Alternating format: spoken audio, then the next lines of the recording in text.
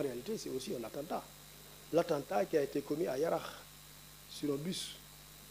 Des individus qui sont dans un bus, qui vont aller à leur travail, qui vont vaquer à leur occupation, se sont vus larguer dans le bus qui les transportait un cocktail Molotov.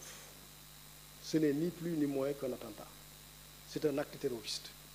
Et je voudrais en profiter ici pour dire que les actes terroristes sont prévus par notre législation. Et notre législation, notamment le Code pénal, dit constituent des actes de terrorisme punis de la réclusion criminelle à perpétuité lorsqu'ils sont commis intentionnellement en relation avec une entreprise individuelle ou collective ayant pour but d'intimider une population, de troubler gravement l'ordre ou le fonctionnement normal des institutions nationales.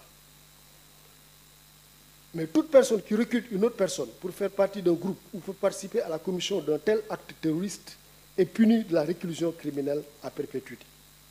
De même, toute personne qui fournit ou propose de fournir des armes à un groupe, à un membre d'un groupe ou à toute autre personne pour sa participation à la commission d'un acte terroriste est punie de la réclusion criminelle à perpétuité. Donc les actes de terrorisme, ici je voudrais vraiment insister sur ça, à l'intention de nos compatriotes, c'est des faits criminels.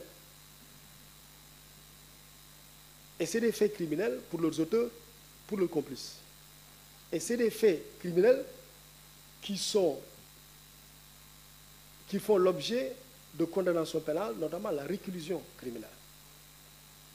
Donc ici, je voulais en profiter pour parler aux jeunes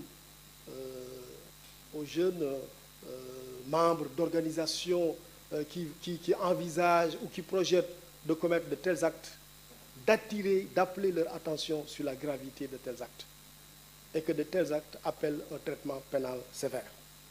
Le Sénégal est un pays, est un État de droit, c'est un État qui se caractérise en Afrique par sa stabilité politique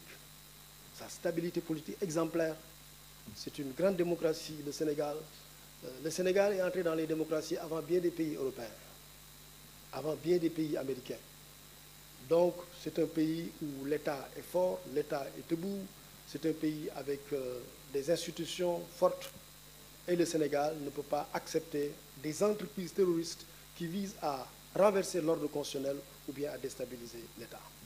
Voilà les quelques considérations que je voulais faire en guise de prologue et je vais rester à votre disposition pour d'éventuelles questions. Voilà, je vous remercie.